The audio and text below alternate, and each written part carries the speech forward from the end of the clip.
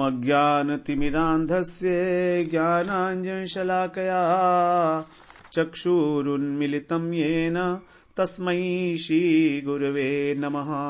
वन्देऽहं श्रीगुरो श्रीयुतपदकमलं श्रीगुरून् वैष्णवांश्च श्रीरूपं साग्रजातं सहगण रघुनाथान्वितं तं सजीवम् साद्वैतं सावधूतं परिजनसहितं कृष्ण चैतन्यदेवं श्रीराधा कृष्णपादान् सहगण ललिता श्रीविशाखान्वितांश्च तमादिदेवं करुणानिधानं तमालवर्णं सुहितावतारम् अपार संसार समुद्र सेतुं भजामहे भागवत स्वरूपम्।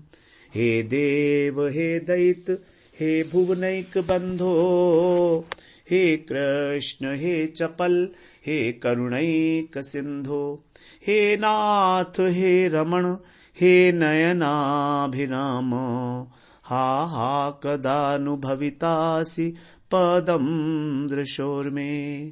श्री कृष्ण चैतन्य प्रभो नित्यानंद श्री अद्वैत गदाधर शिवसादि गौर भक्त वृंद। हरे कृष्ण कृष्ण कृष्ण हरे हरे हरे राम राम राम हरे हरे। हरे कृष्ण। सर्वप्रथम मैं अपने गुरुपाद पद्म ओम विष्णुपाद अष्टोत्तर शत श्री श्रीमद् भक्ति वेदांत माधव गोस्वामी महाराज के चरण कमलों में अनंत कोटि दंडवत प्रणाम ज्ञापन करता हूं।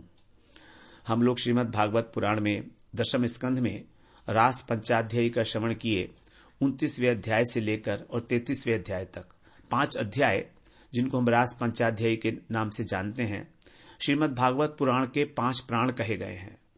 यदि शरीर में प्राण नहीं हो तो शरीर निर्जीव है। उसी प्रकार से श्रीमद् भागवत जो है उसके प्राण हैं ये 5 अध्याय, जहां पर भगवान ने जो है अपनी परम प्रेमवती जो गोपियां हैं, जो उन्हीं की स्वरूपभूत शक्तियां हैं, राधा रानी का जो कायव्यू रूप है, राधा रानी ही अपने ही रूप से अलग अलग प्रकार के जो स्वरूप प्रकट करती हैं वही हैं गोपियां, जिससे कि कृष्ण की अनेक प्रकार से सेवा की जा सके।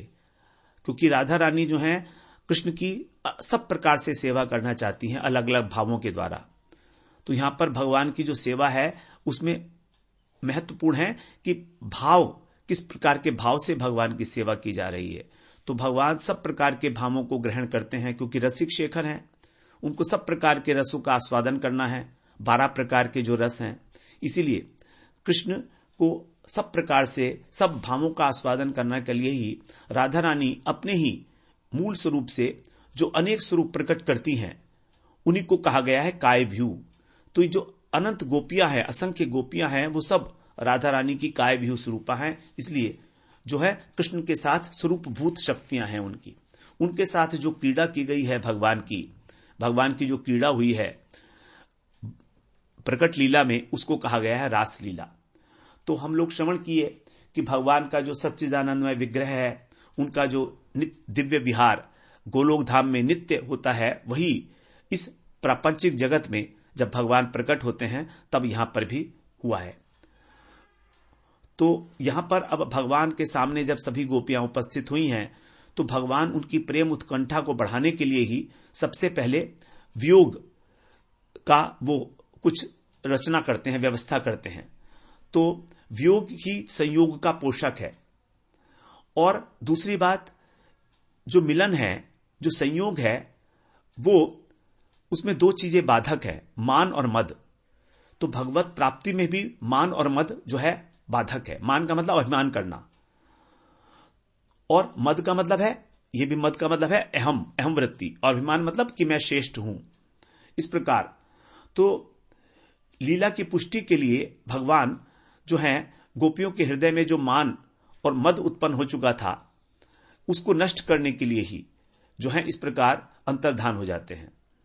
तो जो अन्य गोपियां हैं उनके हृदय के अंदर मान उत्पन्न हुआ कि हमारे साथ कृष्ण जो है नृत्य कर रहे हैं तो हमारे वश में हो गए हैं, एक साधारण पुरुष की भांति। ऐसा सोचने लगी वो। ये उनके अंदर सौभाग्य जो है, सौभाग्य मद उत्पन्न हो गया और राधा रानी में मान उत्पन्न हो गया कि कृष्ण जो है मेरे साथ हैं। तो इस प्रकार से मान और मद, इन दोनों को ही नष्ट करने के लिए भगवान वहां से अंतर्धान हो गए। जिसके हृदय में थोड़ा सा भी मद अर्थात अहंकार है, नाम मात्र का भी, तो भी उस भगवान उसके सम्मुख नहीं आते। कभी भी भगवान उसके पास रहकर भी उसके दर्शन नहीं देते। तो गोपियों के वियोग में, भगवान के वियोग में गोपियों की क्या दशा हुई, ये हम लोग सब श्रवण कराए हैं। गोपी गीत में किस प्रकार उन्होंने आर्त स्वर में और अपने प्राणों की व्यथा को जो है गान के माध्यम से व्यक्त किया है, जैसे अपने प्राण ही उन्होंने निकाल कर रख दिए हो।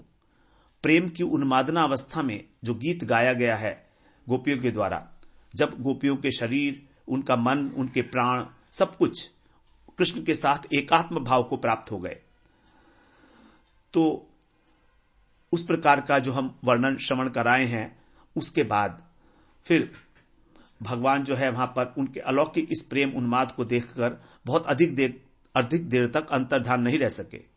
इसलिए उनके सामने साक्षात मनमत की तरह प्रकट हो गए। सुखदेव जी को अच्छा नहीं लगा। सुखदेव जी जो है अत्यंत जो है पक्षपाती हैं राधा रानी के, गोपियों के। इसीलिए सुखदेव जी ने उनको वहां पर शौरी कह के जो है वर्णन किया भगवान का नाम, कि आप शूरसेन के पुत्र हो, क्षत्रिय हो, इसलिए तुम्हारा हृदय थोड़ा कठोर है। इतनी प्रेमवती गोपियों के रुलाकर और आपका अंतर्धान होना, क्या ये ठीक है? तो इस प्रकार से फिर भगवान ने जो है गोपियों के समक्ष स्वीकार किया, क्योंकि गोपियों के मन में भी कुछ ना कुछ जो है, मन में बहुत सारे प्रश्न थे कि भगवान अंतर्धान क्यों हुए, हमारे प्रेम में ऐसी क्या कमी थी कि भगवान यहां से चले गए। तो 3 प्रकार के प्रश्न पूछे, आक्षेप लगाते हुए, उनकी साधारण मनुष्य से तुलना करते हुए कि आप अपने को किस श्रेणी में रखते हो। कुछ लोग होते हैं जो प्रेम करने वालों को प्रेम करते हैं, कुछ लोग होते हैं जो प्रेम ना करने वालों को भी प्रेम करते हैं, कुछ लोग होते हैं जो प्रेम नहीं करने वाले और करने वाले, इन दोनों से ही प्रेम नहीं करते। 3 प्रकार के लोग बताए। तो भगवान को कहीं ना कहीं वो कैटेगराइज करना चाह रही हैं। तो भगवान कहती हैं, तुम मेरी प्यारी गोपियों, मेरे सखियों, तुम मुझको एक साधारण मनुष्य की श्रेणी में क्यों रख रही हो? मैं इसमें किसी भी श्रेणी में नहीं आता हूं। मैं तो केवल तुम्हारी प्रेम की उत्कंठा को बढ़ाने के लिए ही गायब हुआ था, और मैं गया थोड़ी ना था, मैं तो यहीं पर तुम्हारे बीच में छिपा हुआ था। तुम पहचान नहीं पाई मेरे को, बस इतना तो है। मैं कहां गया था तुम्हारे बीच से? और हां, तुमको दुख तो हुआ है, आई नो दैट, मुझे मालूम है। तो उसके लिए मैं जो है तुम्हारा हमेशा ऋणी रहूंगा। भगवान ने कह दिया, ना पा रहे हम, मैं इस तुम्हारे ऋण का पार नहीं पा सकता। देवताओं की आयु मिल जाए तो भी मैं इस ऋण का पार नहीं पा सकता, क्योंकि तुमने मेरे लिए सब कुछ छोड़ दिया। इस शरीर, इस लोक की मर्यादा का त्याग किया, अपने घर के बंधन को छोड़ दिया, जिसको छोड़ना बड़ा बड़ा मुश्किल है। योगी तपस्वी भी नहीं छोड़ पाते। उस आसक्ति को तुमने क्षण मात्र में नष्ट कर दिया। मेरे लिए सब कुछ छोड़कर आ गई, लेकिन मैं नहीं छोड़ सकता अपने भक्तों को। मेरे भक्त भी हैं और मेरे सखा भी हैं, मेरे माता पिता भी हैं, तो उनके साथ मेरा सबका संबंध है। उनके लिए मैं तुम्हारे लिए मैं उन्हें नहीं छोड़ सकता, इसलिए मैं तुम्हारा हमेशा ऋणी रहूंगा। और भगवान कहते हैं, मुझे ऋणी होने में आनंद भी आता है, ऐसी बात नहीं है, लेकिन तुम फिर भी यदि मुझे उऋण कर दो अपने सद्गुणों से तो भी ठीक है, मगर मैं तो तुम्हारा ऋणी होकर रहना ही स्वीकार करता हूं, आनंदित होता हूं। इस प्रकार भगवान जो है चिर काल तक गोपियों के ऋणी हो गए हैं, और अनेक जगह पर आदि पुराण में अर्जुन से भगवान ने गोपियों की महिमा का तत्व प्रकट किया है। बाद में कह देते हैं कि मेरे हृदय में इस प्रकार का कोई भाव नहीं था, तो मेरे प्रति इस प्रकार की दोष बुद्धि का त्याग करो। मैं तुम्हारे प्रेम को और अधिक उज्जवल और समृद्ध बनाना चाहता था, जिससे कि तुमको रास क्रीड़ा में और भी अधिक आनंद का आस्वादन हो। इस प्रकार से इसके बाद फिर जो है रास क्रीड़ा आरंभ होती है। तो जो योग सिद्धि प्राप्त योगी हैं, वे भी जो है अपने शरीरों का निर्माण कर सकते हैं। जैसे सौबरी ऋषि ने 50 कन्याओं से विवाह किया मानधाता राजा की, तो उन्हें अपने 50 शरीर धारण कर लिए थे। अनेक स्थानों पे वो लोग एक ही समय में अनेक स्थानों पर जो है उपस्थित भी हो जाते हैं अपने अनेक शरीरों के द्वारा। इंद्र इत्यादि जो देवता हैं वो भी एक समय में अनेक स्थान पर उपस्थित हो सकते हैं, यज्ञ कर सकते हैं। तो फिर भगवान यदि इतनी अनंत गोपियों के साथ क्रीड़ा करें अपने प्रकाश के द्वारा, तो कोई आश्चर्य की बात नहीं है। तो इस प्रकार भगवान जो हैं उनके साथ क्रीड़ा करते हैं, एक मंडल की रचना की जाती है। तो विश्वनाथ चक्रवर्ती ठाकुर बताते हैं कि वो भगवान एक ही हैं और वो इतनी क्षिप्र गति से सभी गोपियों के मध्य में घूम रहे हैं कि ऐसा लगता है कि वो सबके साथ हैं। है भगवान एक, लेकिन इतने अल्प समय में कि पता ही नहीं लगता। पलक झपकने से बहुत पहले जो बताया गया परमाणु काल का मतलब है जो एक त्रुटि है, उस त्रुटि का भी छठा हिस्सा हम लोग इसका जो है चर्चा कर आए हैं। तो कि काल का जो मेजरमेंट है वो किस प्रकार से किया जाता है। तो बहुत कम समय में अलाद चक्र से भी अधिक तीव्र गति, जैसे एक आग के गोले को घुमाया जाता है तो लगता है कि एक गोला बन गया आग का, लेकिन गोला नहीं है, वो तो एक जो है छड़ी को उसके ऊपर आग लगा के मशाल को घुमाया जा रहा है। तो उस भांति भगवान इतनी तीव्र गति से नृत्य कर रहे थे कि सभी गोपियों को ऐसा लगा कि ये मेरे साथी हैं। तो रास क्रीड़ा का जो अध्याय है 33वां, हम लोग विस्तार में वहां पर श्रवण कराए हैं उस विषय को। अब एक दूसरा प्रश्न है कि क्या गोपियां कृष्ण की स्वकीय थी या परकीय थी। तो यह प्रश्न भी वास्तव में जो है प्रश्न नहीं बनता, क्योंकि सभी जो हैं जीव भगवान के अंश हैं। भगवान सबके पति हैं। पति का मतलब होता है जो पालन करता है और त्राण करता है, रक्षा करता है, वही पति है। तो ऐसा जगत में कोई प्राणी नहीं है जिसका भगवान पालन ना करते हों और जिसकी रक्षा ना करते हों। सबके पति हैं। वो गोपियों के पति नहीं है, गोपियों के पतियों के भी पति हैं और सारे ब्रह्मांड के प्राणियों के भी पति हैं। तो इस प्रकार का यह प्रश्न उठना कि परकीय है कि स्वकीय है। स्वकीय का मतलब जो विवाहिता है और परकीय का मतलब है कि जो किसी दूसरे से और विवाह किया हुआ है, उनके कोई और पति हैं। तो यहां पर वो बात सुखदेव जी ने आगे स्पष्ट की, मन्य माना कहकर, कि उनके जो पति हैं वो पति मन्य गोप हैं। क्योंकि जब गोपियां लौट कर आई तो ये प्रश्न उठा, सुखदेव जी ने उसका अपने आप से ही उत्तर दिया परीक्षित जी को कि क्या जो पति थे उनको अपनी पत्नियों के अंदर, गोपियों के अंदर द्वेष बुद्धि हुई कृष्ण से के प्रति, कि कृष्ण के पास मिलने गई थी तो कृष्ण से द्वेष हो गया। वो कहते हैं ना, ऐसा नहीं हुआ, क्योंकि उन्होंने यही देखा कि उनकी पत्नियां उनके साथ में हैं। तो उनके वो केवल पति कहने मात्र के लिए है, पति मन्य गोप। पति नहीं है वो, पति मन्य गोप है। उनको माना गया है, संसार में ऐसी प्रसिद्धि है कि इसका पति है, लेकिन है नहीं। यहां तक कि उन्होंने तो गोपियों की छाया को भी स्पर्श नहीं किया, गोपियों की छाया को भी स्पर्श नहीं किया उन पतियों ने। तो ये तो भगवान की एक लीला है, परकीय भाव को जागृत कराने के लिए। गोपियों को भी यही आभास है कि हमारे पति हैं, हम विवाहिता हैं। कृष्ण को भी यह आभास है कि ये जो है विवाहिता स्त्रियां हैं। क्योंकि अगर योग माया इस प्रकार का व्यवस्था नहीं करेगी तो रस का आस्वादन नहीं किया जा सकता। तो रस का उत्कृष्टतम आस्वादन करने के लिए ही योग माया के द्वारा इस प्रकार की व्यवस्था की गई। सबको मोहित कर लिया गया योग माया के द्वारा, और हो रहा है ये केवल कृष्ण की इच्छा के अनुसार, क्योंकि कृष्ण इच्छा करते हैं कि वो उनको सबसे उत्कृष्ट रस का आस्वादन हो। उनके इस प्रकार का संकल्प करते ही योग माया इस प्रकार सबकी बुद्धि के ऊपर आवरण डाल देती है। तो सुखदेव जी यहां पर यही कह रहे हैं कि गोपी, गोपियों के पति, उनके पुत्र, उनके सगे संबंधी, जगत के जितने प्राणी हैं, सबके हृदय में आत्मा रूप से, परमात्मा रूप से जो प्रभु स्थित हैं वही है कृष्ण। यदि कोई भ्रम से, अज्ञान से कृष्ण को पराया समझे तो उसकी भूल है, उसका भ्रम है। वो किसी के पराये हो ही नहीं सकते, बल्कि कृष्ण से अधिक अपना कोई है ही नहीं। कृष्ण तो परम परम स्वकीय है, सबके अपने हैं। हम इस बात को नहीं जानते, वो अलग बात है, क्योंकि हमारे ऊपर महामाया का पर्दा है, मगर गोपियों के ऊपर जिस माया का हमारे ऊपर पर्दा है वो नहीं है। जो महामाया की जो अंशी हैं, महामाया जिनकी अंशभूता है, ऐसी योग माया, उन योग माया का आवरण है सभी ब्रजवासियों के ऊपर, यहां तक कि कृष्ण के ऊपर भी। तो गोपियां जानती हैं भगवान के विषय में भी, लेकिन फिर भी वो मुग्ध हो जाती हैं। जैसे भगवान जानते हैं, भगवान में दो शक्तियां हमेशा विराजमान हैं, सर्वज्ञता और मुग्धता। भगवान जानते हैं वो कौन है, तो भी वो नहीं जानते कि वो कौन है। ब्रजवासियों की अतिशयता, प्रेम की अतिशयता के कारण वो अपनी भगवत्ता को भूल जाते हैं। और दूसरी बात, वो ये समझते हैं कि ये गोपियां विवाहिता हैं।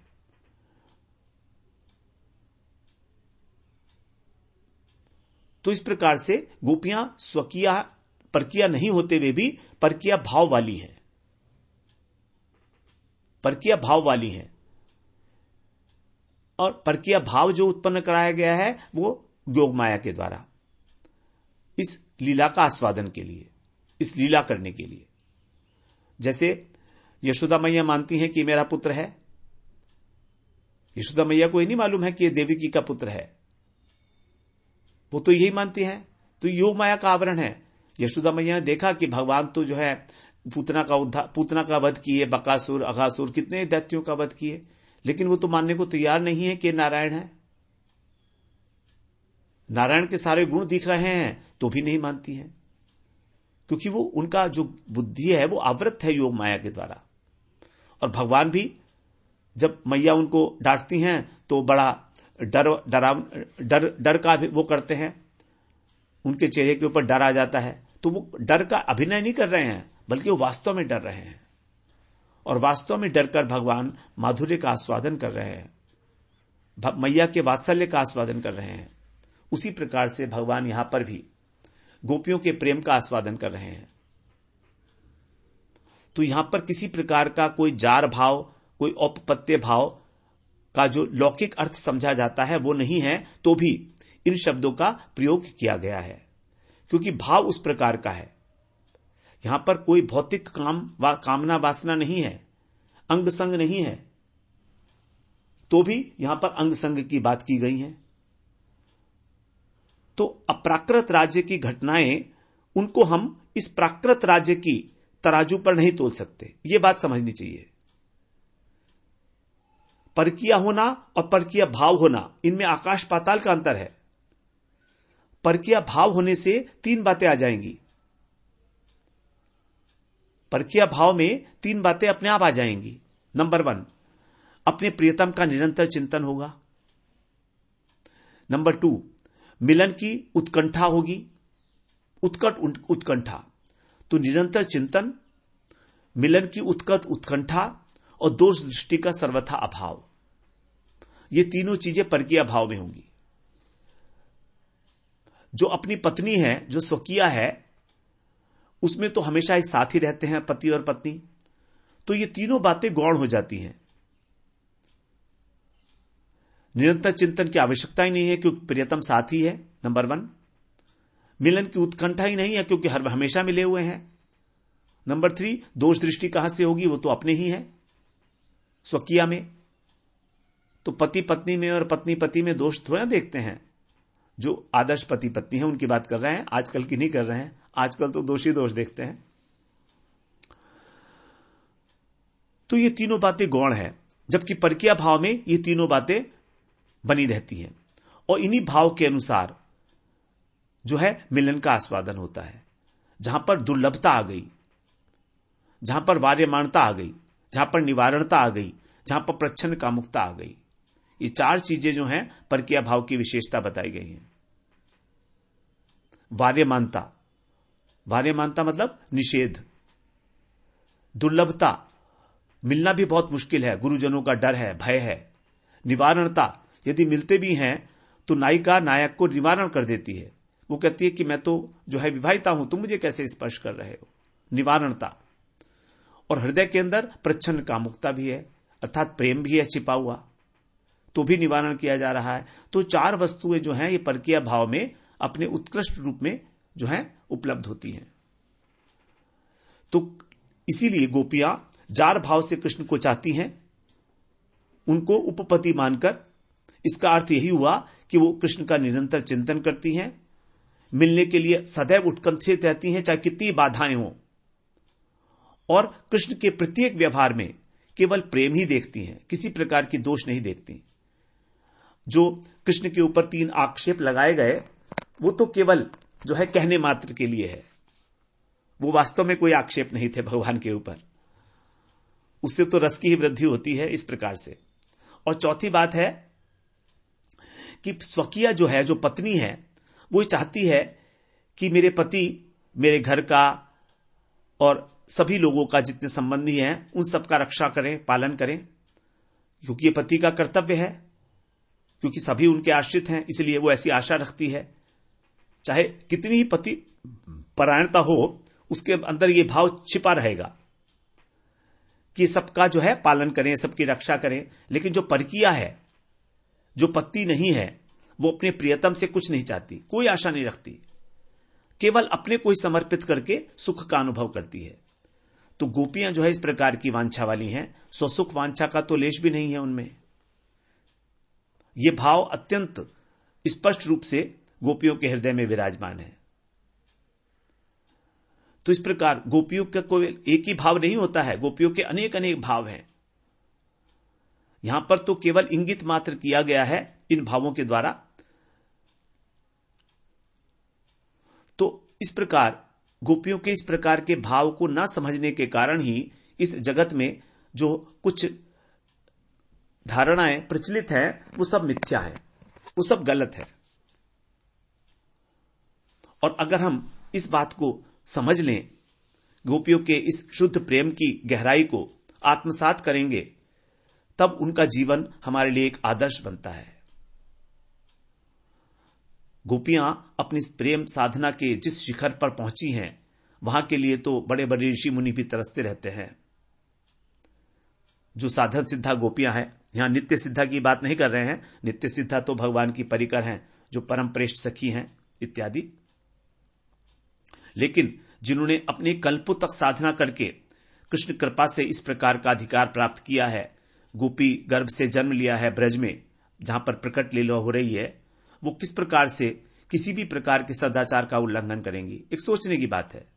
ये कोई मामूली ऋषि है नहीं, दंडकारण्य के ऋषि हैं, जिन्होंने अनेक समय तक, अनंत काल तक समझिए, भगवान की गोपाल मंत्र से उपासना की है। तो इस प्रकार जो इतना साधना करने के बाद किस प्रकार से वो इस प्रकार के जो है सदाचार का निर्वहन नहीं करेंगी, ये हम सोच भी नहीं सकते, सोचना भी नहीं चाहिए। तो हम किसी भी प्रकार जो है गोपियों के इस व्यवहार के ऊपर लांछन नहीं लगा सकते।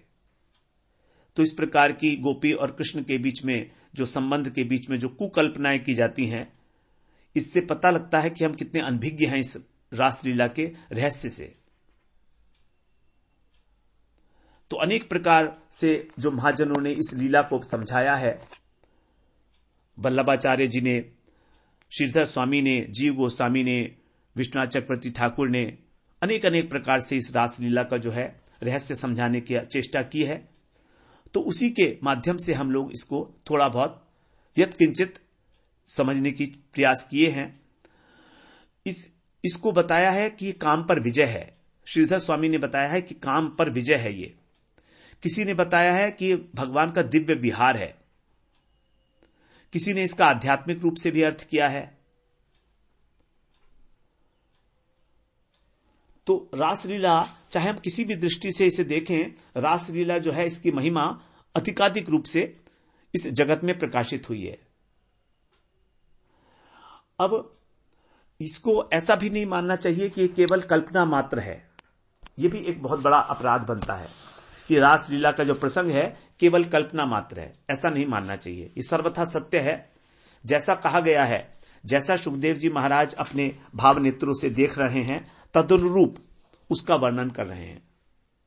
यहां तक कि वर्णन करते करते उन्होंने कभी भी विशेष रूप से ध्यान रखा कि राधा जी का और उनकी जो सखियां हैं उनका नाम उनकी जीवा पर ना आए। अगर आ जाता है तो उनको मूर्छा हो जाती है, प्रेम मूर्छा। वो इतने अभिभूत हो जाते हैं, प्रेम की इतनी उताल तरंगे उनके हृदय में उठने लगती हैं कि उनकी वाणी कुछ भी कहने में सक्षम नहीं हो पाती है। तो कहीं ऐसा ना हो जाए, क्योंकि यदि ऐसा हो गया तो परीक्षित जी का उद्धार कैसे होगा? 7 दिन में पूरी भागवत सुनानी है। तो इस प्रकार ये जो अपराकृत लीला है भगवान की, ये जैसे मान लीजिए कोई मीठी मिश्री है, अगर हम उससे कोई ऐसा फल बना लें जो अत्यंत कड़वा हो, तो वास्तव में वो फल कड़वा दिख रहा है क्योंकि फल है उस शेप का, आकृति, तो आकृति तो उस कड़वे फल जैसी है, लेकिन वो वास्तव में तो मिश्री ही है ना। वो वास्तव में तो कड़वा फल तो नहीं हुआ, वो तो मिश्री ही रही, क्योंकि मिश्री के स्वाभाविक गुण हैं उसके अंदर, उन्हीं से बनी है, चाहे किसी भी आकार में हो तो भी हमेशा वो मिश्री है। इसी प्रकार इस लीला को भी समझना चाहिए कि ये जो लीला है भगवान की, अखिल रसामृत सिंधु सच्चिदानंद विग्रह भगवान श्री कृष्ण की अपनी अंतरंग और अभिन्न स्वरूपा गोपियों के साथ ये लीला, चाहे ऊपर से देखने में, अर्थात शब्दों का जो इसको आवरण पहनाया गया इस लीला को, ये आवरण भले ही चाहे इस जगत के लौकिक शब्द क्यों ना हो, लेकिन ये लीला अपने आप में सच्चिदानंदमयी ही है। जैसे भगवान सच्चिदानंदमय, ऐसे उनका लीला, भगवान का नाम, भगवान का रूप, भगवान के गुण, भगवान की लीलाएं सब भगवान से अभिन्न है। तो लौकिक दिखने पर भी ये रास लीला उसी प्रकार से केवल मिश्री ही मिश्री है, केवल आकृति जो है वो उस कड़वे फल की भांति है। तो जो कड़वा फल है वो तो इस संसार का काम है, संसार की जो काम वासना है वो कड़वा है, लेकिन यहां पर उसकी आकृति धारण करके इस लीला को जो विवरण किया गया है, अर्थात उन्हीं शब्दों का प्रयोग करते हुए, तो भी ये परम मधुर है और परम सच्चिदानंदमयी है।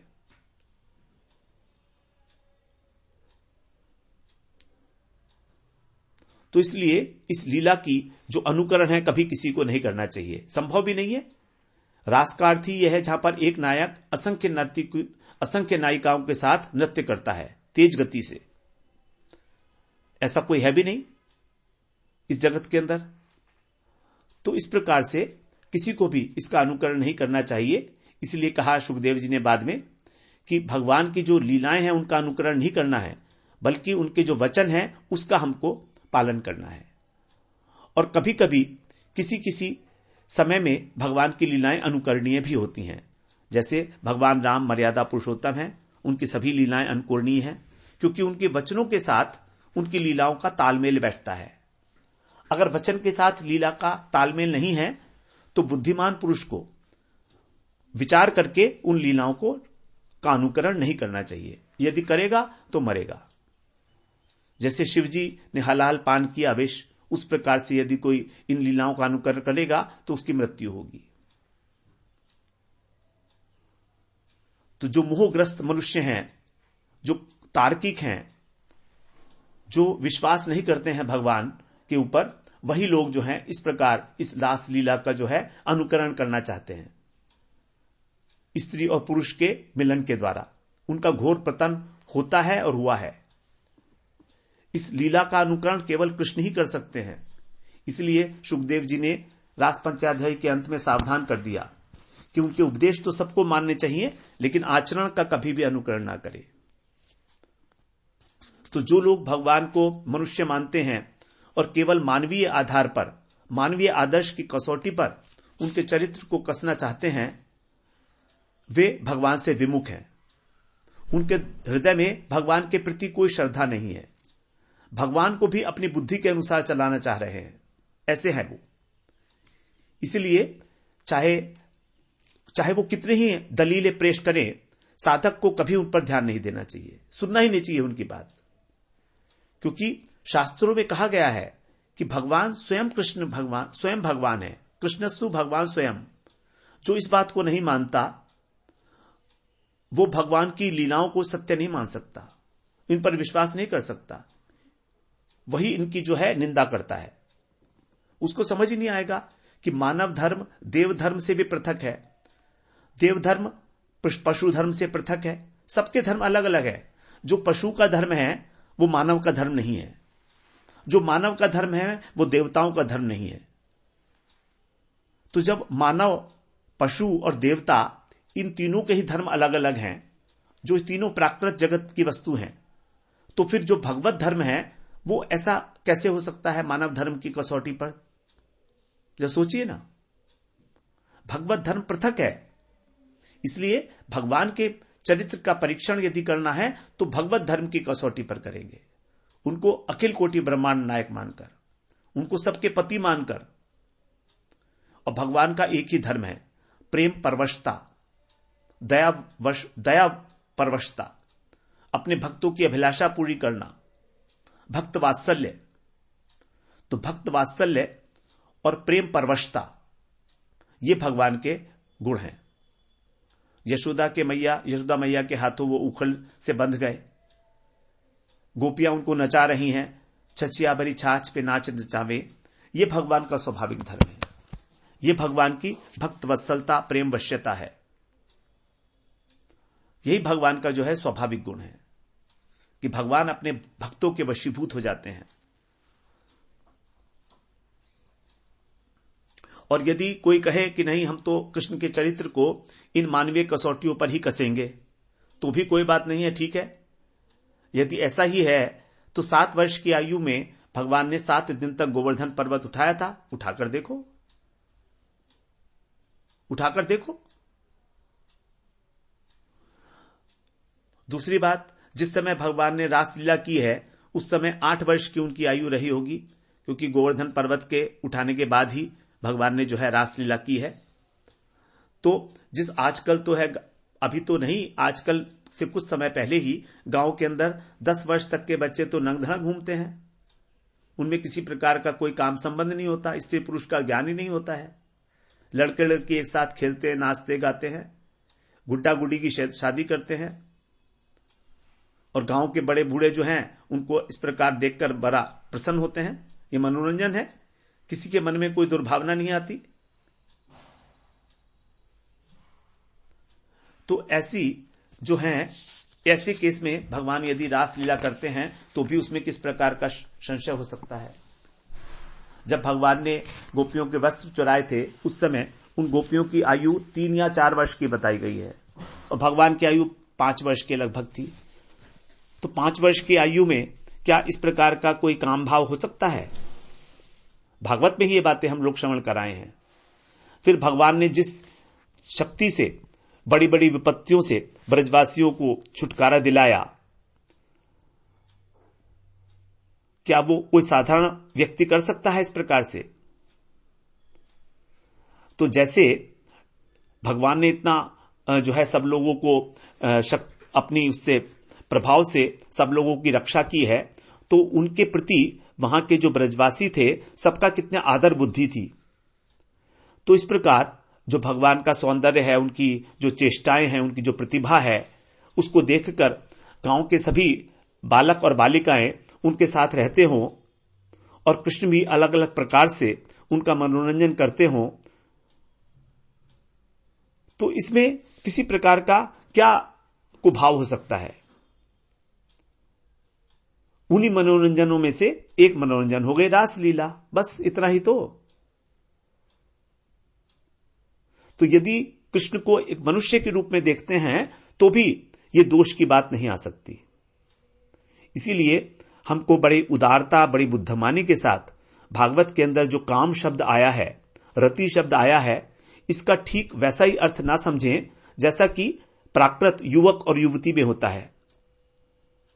जो युवा हो चुके हैं उनके बीच में जो संबंध है, उनके बीच में जो काम और रति के शब्द को प्रयोग किया जाता है, उसका वैसा अर्थ नहीं है, बल्कि यहां पर गोपियों का जो निष्कपट प्रेम है कृष्ण के प्रति, उसी का नामांतर है काम। काम सूर्य सम नहीं, काम तो अंधकार की तरह है और प्रेम जो है वो सूर्य की तरह है। तो यहां पर कृष्ण जो है आत्मरमण कर रहे हैं, दिव्य क्रीड़ा है उनकी ये रास क्रीड़ा। इसीलिए उनके लिए यहां पर अनेक प्रकार के जो है विशेषण सुखदेव महाराज ने प्रकट किए हैं। विष्णु, विभु, परमेश्वर, रमापति, लक्ष्मीपति, भगवान, योगेश्वरेश्वर, आत्माराम, मन्मथ। आरंभ ही हुआ है भगवान नाम पिता रात्रि से, भगवान होते हुए भी।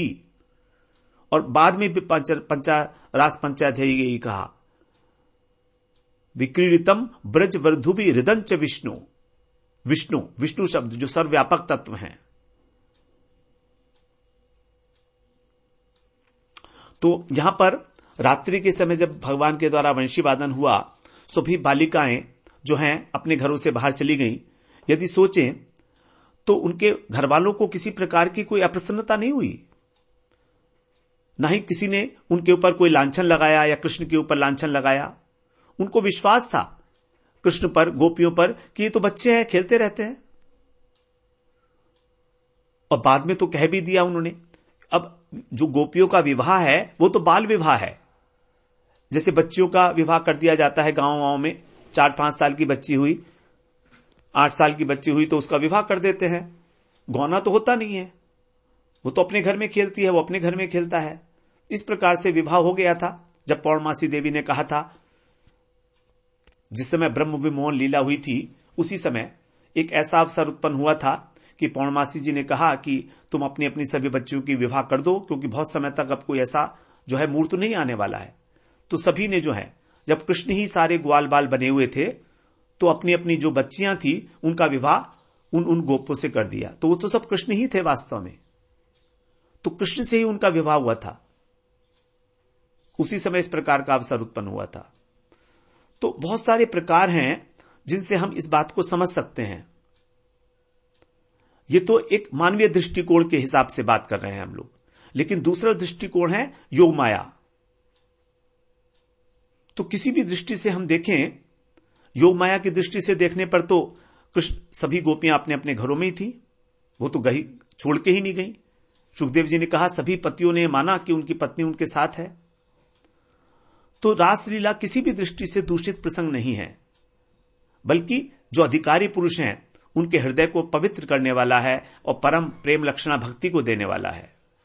अंत में यही कहा गया कि जो पुरुष श्रद्धा युक्त होकर और इस रासलीला का श्रवण करेगा, अनुशृणुयात, अथ उसके बाद फिर, अथ माने तद अनंतर उसका वर्णन करेगा। तो पहले श्रवण करेगा, उसका वर्णन करेगा, तब उसके हृदय में पराभक्ति जो है उदय हो जाएगा। तो यह नहीं कि पहले हृदय शुद्ध होगा तब पराभक्ति आएगी, प्रेम लक्ष्मणा भक्ति। प्रेम लक्षणा भक्ति पहले आएगी, तब उसका जो हृदय रोग है काम, वो नष्ट होगा।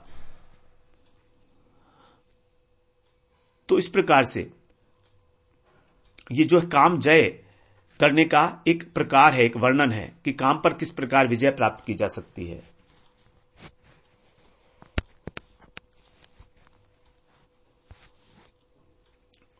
तो यहां पर सुखदेव जी से जो प्रश्न किए गए परीक्षित जी ने, उनके उत्तर तो जो है सब दे दिए गए सुखदेव जी के द्वारा और सभी संदेह नष्ट हो गए। लेकिन इस दिव्य लीला का रहस्य जो है नहीं खुल पाया था, इसलिए शायद इस रहस्य को खोलने के लिए ही, गुप्त रखने के लिए ही उन्होंने 33वें अध्याय में उसको जो है बंद कर दिया। वहां पर अभी रासलीला का प्रसंग और आगे चलना था, लेकिन परीक्षित महाराज के द्वारा प्रश्न उपस्थित होने पर रसाभास आ गया, तो सुखदेव जी महाराज ने वहीं पर इसको उपसंहार कर दिया और बता दिया कि ये जो क्रीड़ा है ये जगत की क्रीड़ा नहीं है, ये उस परम दिव्य आनंदमयी रसमय राज्य की चमत्कारिक लीला है, जिसके श्रवण करने के लिए मुनि भी उत्कंठित रहते हैं, और जो करता है इसका श्रवण कीर्तन वर्णन, उसके हृदय का काम रोग भी नष्ट हो जाता है। तो इस प्रकार से हम लोगों ने इस रासक्रीड़ा के विषय के में जो रहस्य थे इसके, उसके विषय में भी थोड़ी सी चर्चा की, और रासलीला का हम लोगों ने 5 अध्याय में श्रवण किया। ये रासलीला ही हमारे लिए जो है किसी प्रकार से हमारे हृदय में प्रवेश करके और हमारे हृदय के अंदर उस प्रेम लक्षणा भक्ति को उदय कराए, और हमारी जो काम वासना है, जो काम बीज है, उसको नष्ट करके और हमें भगवान के चरणों में समर्पित करे। इस रासलीला के चरणों में हम लोग दंडवत प्रणाम करके इस प्रकार की अभिलाषा करते हुए फिर हम अगले सत्र में जो है 34वें अध्याय में प्रवेश करेंगे श्रीमद् भागवत के। वाञ्छा कल्पतरुभ्यश्च कृपा सिन्धुभ्येव च पतितानां पावनेभ्यो वैष्णवेभ्यो नमो नमः।